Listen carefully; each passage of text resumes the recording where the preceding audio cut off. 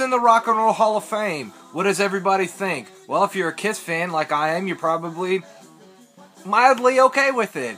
I don't put a whole lot of emphasis or stock into what the Rock and Roll Hall of Fame or Rolling Stone or anybody else really says one way or the other, who's in and who's not. If you like those bands, you like them. If you don't, you don't. David Fickle, I think, is an uptight douchebag, and, there's that. But what I want to talk about is, first of all, congratulations to Kiss. It says a lot about you as a band to get inducted, and you should be honored, sort of, rightfully so. But let's go ahead and talk about what everything is going on. People are saying, okay, well, you got Kiss's 40th anniversary of their first album being released. In 1974. Next year will be the 40th anniversary of that. And people are saying, how about another reunion tour with Ace and Peter? And Gene said no tour, but if they want to reunite for a couple of tunes at the Rock and Roll Hall of Fame induction ceremony, he'd be open to that. And a lot of people are kind of having a couple of different opinions on that, and I figured I'd weigh in as well. Does Gene have a right to kind of dictate the direction that everything is going with the band, with not allowing Gene and or not allowing Ace and Peter into it? Of course. Gene and Paul have been the only consistent members. He's given Ace and Peter multiple opportunities to clean up their act, and for one reason or another, something always happens to where that goes awry. Gene has elevated their self-respect and their earning power back by the reunion tour and the album and everything else, and Gene's done a lot for them, but yet he's the one who everyone criticizes and everyone, puts a bad mark on as being, an asshole, when in reality, he didn't have to reunite the band at all. Now, granted, did he benefit from it financially? Oh, hell yeah, of course, all those guys did. The reunion tour from 96, 97 was huge. Everybody made mad money on that. But Ace and Peter are the ones who really needed it. Gene and Paul, of course, it's more money. Who wouldn't want that? But Gene and Paul were still doing relatively okay. They weren't going hungry. Paul and Ace were having trouble selling out clubs. Peter and Ace had trouble selling out clubs. So, who benefited more from that? You can kind of do the math and find out. But, the way that things have been going back and forth, it's probably going to get pretty heated with those who want it and those who are, kind of okay with the way that Kiss is right now.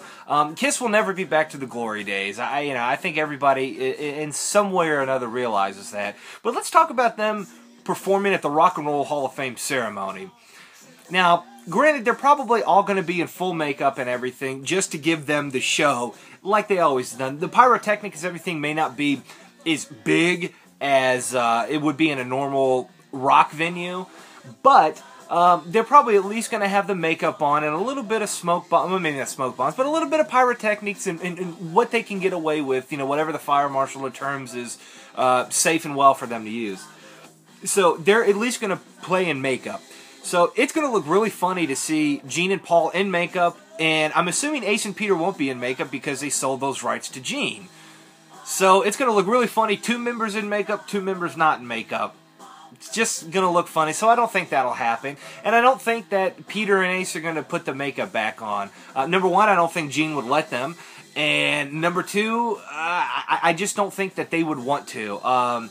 Especially after those 2 books have been released with Ace and Peter's biographies. And, Gene's as well. I think those bridges are, safe to say that those bridges are pretty well burned. I don't even think that they'll get back together with and perform at the Rock and Roll Hall of Fame. I really don't. I think they're all gonna, save face and, say, oh, it was magical, and, the stereotypical stream of lines that you use in a social setting like that. I don't think there's going to be any onstage bickering or anything.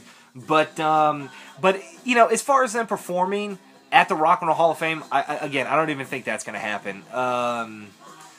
Who knows if they'll even show up? Being Peter, I think Peter will show up. Ace, I don't know. But Peter, this is a big deal for Peter, and rightfully so. It's a big deal for all of them. Yeah, I'm going to go ahead and say that they're not going to perform with Ace and Peter at the ceremony. Now, another question that hasn't been answered is who all from Kiss is getting inducted. Every member of the band, I mean, even somebody like Mark St. John and Tommy Thayer. What I'm thinking is, of course, the original four, Gene, Paul, Ace, and Peter. For his tenure in the band, I would guess that Eric Singer would have to be in there because he's been in there for so long. And Eric Carr. Vinnie Vincent, I don't think will get in. Bruce Kulick, maybe might get in there. Mark St. John, I don't think will. Tommy Thayer, I don't think will. So there's that. Who knows about that? And for those people that are saying, well, they could at least get Ace back and do that tour. Listen, why get Ace back when you have Tommy? Tommy's a great imitator of Ace. He really is. When I saw them in, when was that, 2009 or 10, when they did the Alive 35, they played most everything off of Alive, and Tommy Thayer nailed most everything that you can think of as far as Ace Frehley. His tone, his leads, everything just sounded just like Ace. So why have an imitator? Well, number one, Ace's history, that's baggage. Ace's characteristics and everything that goes along with it. And, Tommy, let's just be honest, you can pay Tommy a whole hell of a lot less than you could pay Ace. I'm not saying who's a better guitarist or anything like that, but these are just facts. Nobody can deny that. From a business standpoint, why would Gene want to pay somebody who has had a history of being incredibly unreliable, missing gigs, even on the reunion tour coming close to missing gigs, when he's got a sure thing, Tommy, who can not only sound like Ace, play like Ace, but is reliable is all hell. So, with all those things being said, the reunion thing, it's a cool thought. They're in the Rock and Roll Hall of Fame. They've got the 40th anniversary of the first record being released. It's a nice thought, but it's not going to happen. It's not. It doesn't make any sense at all for Gene as a business standpoint to do it. And, not only about making money, but it's a headache putting up with that. Someone who's unreliable. It's like if you work and you're waiting for the next guy to come in, you're sitting around waiting around wondering if you're going to, get relieved or, whatnot. So, there's just a lot of different things to consider with that. And the reunion thing, it's not going to happen. I don't even think they're going to play at the Rock and Roll Hall of Fame, at least with Ace and Peter. Now, will the current Kiss play? Yes, but with the other two guys, nah. Thanks for watching.